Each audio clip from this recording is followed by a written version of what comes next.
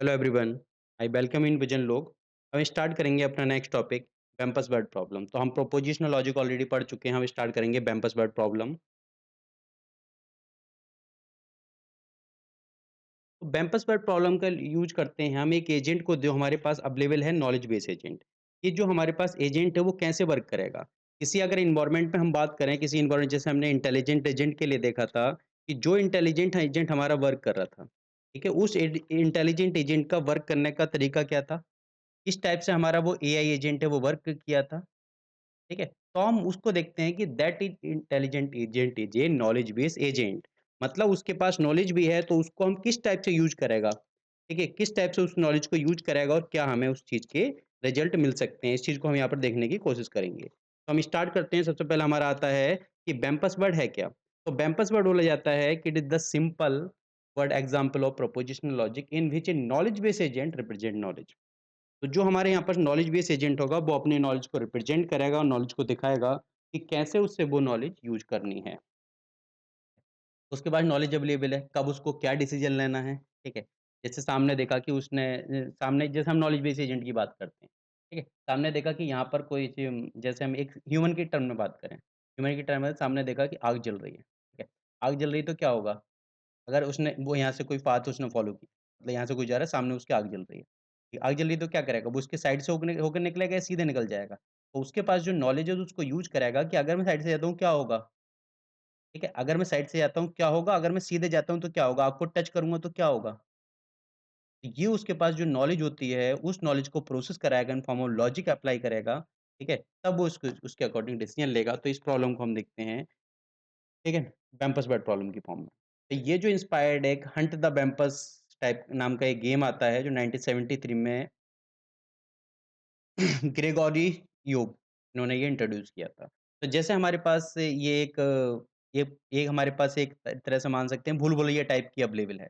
यहाँ पर अलग-अलग यहाँ पर अपने रूम दे रखे हैं, यहाँ पर अलग, ठीक है? हर रूम हमारे पास बाहर से दिखाई दे रहा है, हम यहाँ पर एजेंट है हमारा यहाँ पर। एजेंट को अपने रूम की पता है और साइड वाले रूम में जा सकता है, साइड वाले रूम में जा सकता है। लेकिन उस रूम में क्या है उसको नहीं पता, ठीक है? तो उसे हमने फाइनल कोई भी गोल दे दिया कि आपको ये टास्क कंप्लीट करना है। तो उस टास्क को कंप्लीट करने के लिए उसे किस-किस बात को फॉलो करना पड़ेगा? क्या-क्या वो अपनी नॉलेज का यूज़ करेगा? क्या-क्या उसके पास सेंसर होंगे? मतलब ऐज़ ए ह्यूमन एजेंट वो क्या-क्या यहाँ पर सोचेगा? तो उस चीज़ को हम यहाँ पर देखने की कोशिश करेंगे ऐज़ ए ह्यूमन एजेंट वो यहाँ पर क्या-क्या सोचेगा और कैसे वो बेम्पस जो है हमारा, ठीक है? उससे वो लड़के या उससे किसी भी टाइप से हमारे वो गोल को कंप्लीट करेगा, ठीक है? तो हमारे पास यहाँ पर पिट अवेलेबल है, मतलब पिट का मतलब हमारे पास कि गड्ढा अवेलेबल है कि यहाँ पर अगर इसमें गया वो एजेंट, जैसे हमारे पास पिट अवेलेबल है, तो अगर इसमें गया तो क्या होगा इसमें गिर जाएगा और नहीं निकल पाएगा, तो यहाँ पर क्या होगा यहाँ पर वो खत्म हो जाएगा, ठीक है? जब हमारे पास पिट का अवेलेबल है तो उसके नियरेस्ट जो हमारे रूम है, नियरेस्ट रूम में उसको हमें पता चल रहा है कि यहाँ पर बहुत हवा के झोंके इस टाइप के चल रहे हैं, ठीक है? उसके थ्रू हमें पता चल रहा है यहाँ पर। तो यहाँ पर हवा के थ्रू वो पता कर लेगा कि यहाँ पर कुछ ना कुछ आ गया है, कोई गड्ढा है जिसकी वज़ह से यहाँ पर हवा हमें फ़ील हो रही है। स्ट्रेंच यहाँ पर कुछ ना कुछ उससे बदबू वग़ैरह आ रही होगी या बैंपस वग़ैरह यहाँ पर अवेलेबल है तो स्ट्रेंच होगी। यहाँ पर गोल्ड है मतलब ब्रीच, एक तरह से चमक वग़ैरह यहाँ पर दिखाई दे। तो हम इसको देखेंगे इस कंडीशन में बैंपस बर्ड जो प्रॉब्लम को कैसे ये एजेंट हमारा सॉल्व करेगा, कैसे फाइंड करेगा। अब इसकी हम कंडीशन देखते हैं, तो यहाँ पर जो बैंपस बर्ड प्रॉब्लम के लिए हम पीएस रिप्रेजेंटेशन का यूज़ करेंगे। जो पीएस आर्टिफिशियल इंटेलिजेंस के एजेंट एआई एजेंट में हमने देखा था। इंटेलिजेंट में हम देखा था पीएस कोई भी एजेंट है या ह्यूमन है या कुछ भी है, तो वो पीएस रिप्रेजेंटेशन को फॉलो करता है। कोई भी एजेंट है इस पे वर्क करता है। पी मतलब परफॉर्मेंस, वो परफॉर्मेंस देखेगा कि क्या उसके परफॉर्मेंस मेजर है। कि मतलब मान लो कि अगर वो गेम को जीत लेता है, तो मान लो कि उसको गेम उसने गेम में अंदर गया और गेम में वो जीत लिया। तो गेम में वो जीत गया, मान लो उसको ₹1000 का इनाम मिल गया उसे। 1000 इंडियन रुपीज़ उसको मिल गए आईएनआर। अगर वो गेम में लॉस हो गया तो -1000 मतलब वो हार गया आईएनआर, ठीक है? अगली परपज़ में हम देखते हैं कि मान लो उसने कोई स्टेप चला, तो देखा कि एक स्टेप चल रहा है, ठीक है? तो एक स्टेप चला वो 5 रुपए उसे हर स्टेप के लिए पे करने पड़ेंगे। तो वो करेगा कि कम से कम स्टेप में मैं अपना गोल को सॉल्व कर दूँ। अगर वो अपने पास जो साधन यूज़ हैं, मतलब जैसे हम गेम खेलते हैं तो ये जो गेम में जो पर्सन होता है वो उसके पास कुछ न कुछ अवेलेबल होता है, कुछ न कुछ एक्स्ट्रा पावर अवेलेबल होती है। जैसे इसके पास हमने एरो दे रखा है। यहाँ पर जो एजेंट है हमारे पास उसके पास यहाँ पर एरो है। दिखाई दे रहा है ये हमारे पास इसके पास ये एरो है। ठीक है? इस एरो का यूज़ करेगा तो पर एरो उसे ₹10 का खर्चा आएगा, ₹10 उसे पे करना। तो ये हमारा परफॉर्मेंस है, ये हमारा एजेंट हो गया। अब पीएस के ऊपर वर्क करेगा तो यहाँ पर एनवायरनमेंट देखेगा। एनवायरनमेंट कैसा है यहाँ पर? यहाँ पर 4 बाय 4 ग्रिड है, ठीक है? 4 बाय 4 का ग्रिड है मतलब 4 ग्रिड है देन है टोटल क्या है 4 बाय 4 16 तो टोटल हमारे इसके एजेंट के पास 16 ग्रिड हैं, ठीक है? इसके अलावा दूसरी चीज़ आएगी हमारे पास एजेंट के पास और क्या अवेलेबल है, ठीक है? तो एजेंट के पास एक रूम एक पिट अवेलेबल है मतलब नंबर ऑफ पिट अवेलेबल है और एनवायरनमेंट में और क्या है बेम्पस अवेलेबल है, यहाँ पर गोल्ड अवेलेबल है, ठीक है? तो ये चीज़ें उसके पास एजेंट के पास अवेलेबल हैं। अगला हम एक्चुएटर के फॉर्म में देखते हैं। मतलब एक्चुएटर क्या-क्या वो इफेक्टर हैं उसके पास, क्या-क्या वो एक्शन ले सकता है। तो एक्शन में हम देखेंगे वो लेफ्ट मूव कर सकता है, लेफ्ट एंड राइट टर्न, ठीक है? तो हमने जैसे एजेंट को देखा यहाँ पर हमने कि वो या तो लेफ्ट साइड मूव कर सकता है या राइट साइड मूव कर सकता है, लेफ्ट या राइट टर्न ले सकता है वो। इसके अलावा या तो फॉरवर्ड जा सकता है या बैकवर्ड जा सकता है, ठीक है? मूव फ फॉरवर्ड या बैक ग्रैब वो रिलीज़ कर सकता है, शूट कर सकता है, एरो का यूज़ कर सकता है शूट को। तो यहाँ पर देखते हैं क्या-क्या वो इफेक्टर यूज़ करता है। अगली चीज़ हम देखते हैं सेंसर। तो सेंसर मतलब स्टेंच, ठीक है? जैसे हमने देखा कि उसके पास यहाँ पर स्टेंच अवेलेबल है। मतलब कोई ना कोई ब स्मेल आ रही है जिसके थ्रू वो पहचान रहा है कि इधर जो है बेम्पस हो सकता है, ठीक है? ब्रीज़, ठीक है? ब्रीज़ मतलब हवा तेज़ चल रही है तो उसको पता चल रहा है कि सामने कोई पिट हो सकता है इसके आस-पास।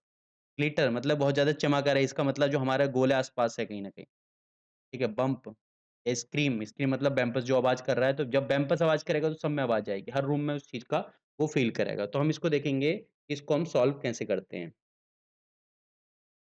तो ये हमारे पास अवेलेबल है, तो इसको हम देखेंगे कैसे सॉल्व करेंगे। तो इसका जो सबसे पहले एनवायरनमेंट चेक करेगा।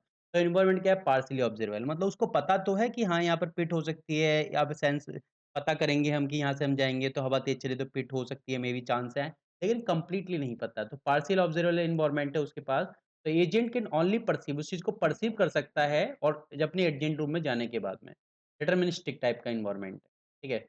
अगला हम देखते हैं स्टैटिक्स। कि बेम्पस जो है वो एक जगह अवेलेबल है, बेम्पस यहीं का यहीं रहेगा, बेम्पस किसी रूम में जाने वाला नहीं है। होल्ड हमारा यहीं रहेगा कि मतलब मूव नहीं कर रहा है वो, ठीक है? अगली चीज़, यहाँ पर एजेंट सिर्फ़ सिंगल एजेंट अवेलेबल है और कोई एजेंट यहाँ पर अवेलेबल नहीं है। तो हम इसको देखेंगे, इसको हम सॉल्व कैसे करेंगे, ठीक है? तो इसे क्या करना है, एजेंट को गोल्ड लेके आना है और वापस आना है मिनिमम से मिनिमम कॉस्ट में, मतलब सबसे कम स्टेप में गोल्ड लेके आना है। तो हम इस नंबर ऑफ ग्रिड बना ले रहे हैं यहाँ पर हम, ठीक है? इस चीज़ हम सॉल्व कर लेंगे इसको ईज़िली।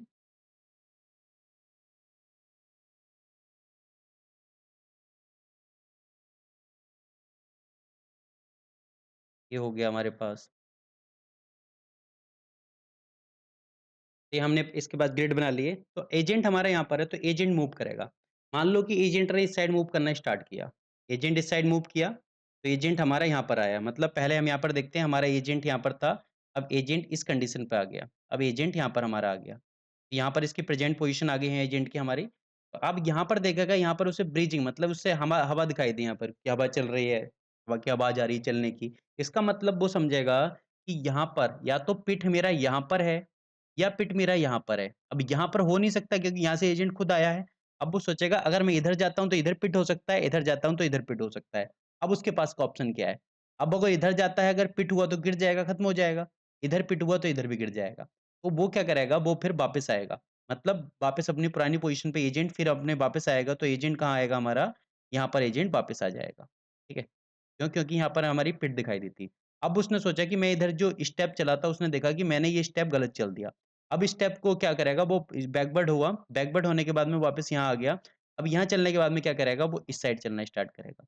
इस साइड जैसे ही वो चलेगा तो यहाँ पर पहुँचता है, तो यहाँ पर उसे क्या दिखाई दी? यहाँ पर उसे स्टेंच दिखाई दी, ठीक है? स्टेंच मतलब कि स्टेंच का मतलब क्या है? यहाँ पर स्टेंच दिखाई दी है, तो इसका मतलब या तो यहाँ पर बेम्पस है या यहाँ पर बेम्पस है। अब इन दोनों जगह बेम्पस है, लेकिन उसे इस चीज़ का पता है, वो नॉलेज बेस एजेंट है, तो उसके पास ये प्रीवियस नॉलेज है कि जब वो यहाँ पर गया था, ठीक है? तब यहाँ से किस चीज़ की स्मेल आ रही थी? यहाँ पर उसे उसने फ़ील किया था कि यहाँ पर क्या है ब्रिज, मतलब हवा चल रही है, तो यहाँ पर क्या हो सकता है? यहाँ पर पिट हो सकती है, क्योंकि अगर बेम्पस यहाँ पर होता तो यहाँ पर उसे बदबू भी आती, मतलब स्टेंच भी आती यहाँ पर उसको, लेकिन नहीं आ रही, तो इसका मतलब वो सोचेगा कि इस साइड नहीं है, क्योंकि अगर यहाँ पर बेम्पस होता, ठीक है, पहली चीज़ तो पिट नहीं है यहाँ पर, पिट होती तो कि यहाँ पर जो है उसकी ब्रिज यहाँ पर उसको फ़ील होती, ठीक है? तो ब्रिज की कंडीशन यहाँ पर 0 है, तो इसका मतलब क्या है, यहाँ पर पिट नहीं है पहली चीज़। दूसरी चीज़, कि अगर यहाँ पर बैम्पस है, तो जब वो एजेंट यहाँ पर गया था, तो यहाँ पर उसने फ़ील किया था कि पिट है यहाँ पर, बैम्पस नहीं है। तो वो इस चीज़ को क्या है, यहाँ पे उसने नोट करता जा रहा है इस चीज़ को। तब वो देखेगा कि यहाँ पर मेरा बैम्पस नहीं हो सकता क्योंकि अगर बैम्पस यहाँ पर होता, तो यहाँ पर मुझे स्टेंच आती और पिट इसलिए नहीं हो सकती क्योंकि अब मुझे नहीं आ रही। तो वो क्या करेगा, वो इस साइड मूव कर जाएगा, ठीक है? वो इस साइड मूव कर जाएगा। अब मेरा एजेंट कहाँ आ गया? मेरा एजेंट अब यहाँ पर आ गया, ठीक है? अब एजेंट ये फ़ील कर चुका है कि यहाँ पर बैम्पस है। क्योंकि क्योंकि यहाँ से वो चलाता है, यहाँ से जो ऊपर चलाता है तो उसे स्टेंस दिखाई देती है। स्टेंस का मतलब या तो यहाँ बैम्पस है या बैम्पस है। यहाँ उसे बैम्पस नहीं मिला, इसका मतलब वो क्लियर हो गया कि यहाँ पर बैम्पस है। ठीक है, अगली चीज़ उसे ये भी क्लियर हो गया है कि यहाँ पर जब वो गया था तो पिट इधर होनी चाहिए थी, उधर होनी चाहिए, तो यहाँ पर पिट नहीं थी, इसका मतलब पिट यहाँ पर है। तो ये भी चीज़ उसे क्लियर हो गई कि यहाँ पर पिट है। ठीक है? अब अगला क्या स्टेप लेगा? अगला स्टेप लेगा कि अब उसके पास ऑप्शन बचता है कि वो या तो अप जाएगा या राइट जाएगा। तो उसके पास दोनों ऑप्शन बचते हैं, ठीक है? या तो वो अप जाएगा या राइट जाएगा। अब अगर वो इस साइड जाता है, ठीक है? अगर वो यहाँ पर है, तो यहाँ पर उसे चीज़ दिखाई दे रही है कि यहाँ पर उसे क्या अवेलेबल है? कि अगर वो इस साइड जाता है तो क्या दिखाई देगा उसको? उसको दिखाई देगा कि अगर वो आगे बढ़ता है, ठीक है? तो यहाँ पर तो उसे कुछ फ़ील नहीं हो रहा। तो जैसे वो यहाँ पर पहुँचा, इसे दिखाई दिया कि यहाँ पर पिट है। ठीक है? यहाँ पर पिट है इसका मतलब यहाँ पर उसे क्लियर है कि कुछ न कुछ जो ब्रिज है उसे यहाँ पर फ़ील होगी। ठीक है? अब फ़ील इसकी वज़ह से हो रही है, इसकी वज़ह से हो रही है, उसे क्लियर नहीं है। तो क्या होगा, वो अब क्या करेगा, यहाँ पर उसे ब्रिज फ़ील होगी, यहाँ पर ब्रिज फ़ील होगी। अब वो ब्रिज जब फ़ील होगी तो इधर यहाँ भी पिट हो सकती है उसके लिए, यहाँ भी पिट हो सकती है और यहाँ तो पिट है ही, वो क्लियर कर चुका है। ठीक है? अब वो इस चीज़ में कन्फ्यूज़ हो जाएगा कि वो किधर जाए। अब वो क्या करेगा, वो दूसरा रास्ता खोजेगा। दूसरा रास्ता खोजेगा मतलब क्या करेगा वो, इस साइड जाने की कोशिश करेगा। जैसे ही वो इस साइड जाता है तो उसे क्या फ़ील होगा, ठीक है? अब इस साइड जो उसे फ़ील होगा कि बैम्पस जो है एक है, इसका मतलब यहाँ पर बैम्पस नहीं हो सकता, ठीक है? यहाँ पर बैम्पस नहीं हो सकता। जैसे ही वो यहाँ पर जाता है उसे सामने गोल्ड दिखाई देता है और उस गोल्ड को कलेक्ट कर लेता है। कलेक्ट करने के बाद में क्या होगा, वो उसी पाथ से वो वापस आए। तो इस टाइप से हमारा बैम्पस बेड प्रॉब्लम के अंदर बैम्पस जो अपने टास्क को कंप्लीट करता है, ठीक है? ये थे हमारी बैम्पस बेड प्रॉब्लम। तो इसमें हम देखेंगे कि नंबर ऑफ स्टेप उसने कितने चले, मतलब उसने कितनी कॉस्ट को पे किया होगा और कितना वो रिवॉर्ड जीता है। ठीक है? उस चीज़ में हम देखेंगे यहाँ पर। अगर वो बैम्पस के पास जाता है तो बैम्पस से लड़ाई भी कर सकता है और बैम्पर उसे भी मार सकता है, बैम्पस को वो भी मार सकता है। दोनों ऑप्शन अवेलेबल हैं। ठीक है? तो इस टाइम है कि वो कितना रिस्क लेता है। ठीक है? ये चीज़ आती है यहाँ पर। ये था हमारा बैम्पस wait problem in propositional logic में हमने देख लिया। Thank you everyone.